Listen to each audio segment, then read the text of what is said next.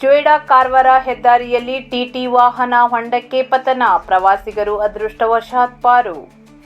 ಜೊಯ್ಡಾ ಕಾರವಾರ ರಾಜ್ಯ ಹೆದ್ದಾರಿಯ ಕುಂಬಾರವಾಡ ಸಮೀಪ ಶನಿವಾರ ಸಂಜೆ ಸಂಭವಿಸಿದ ಅಪಘಾತದಲ್ಲಿ ಟಿಟಿ ವಾಹನ ಚಾಲಕನ ನಿಯಂತ್ರಣ ತಪ್ಪಿ ಹೊಂಡಕ್ಕೆ ಬಿದ್ದ ಘಟನೆ ನಡೆದಿದೆ.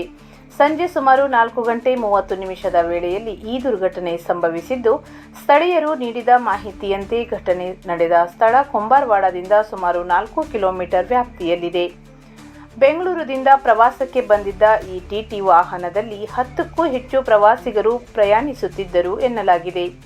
ದಾಂಡೇಲಿಯಿಂದ ಗೋಕರ್ಣದತ್ತ ತೆರಳುತ್ತಿದ್ದ ವೇಳೆ ಚಾಲಕನ ನಿಯಂತ್ರಣ ತಪ್ಪಿ ವಾಹನ ಹೊಂಡಕ್ಕೆ ಪತನವಾಗಿದೆ ಎಂದು ತಿಳಿದು ಬಂದಿದೆ. ಅದೃಷ್ಟವಶಾತ್ ವಾಹನದಲ್ಲಿದ್ದ ಯಾರಿಗೂ ಗಾಯಗಳಾಗಿಲ್ಲ. ಆದರೆ ಅಪಘಾತದಿಂದ ವಾಹನದ ಮುಂಭಾಗ ಜಖಂಗೊಂಡಿದೆ.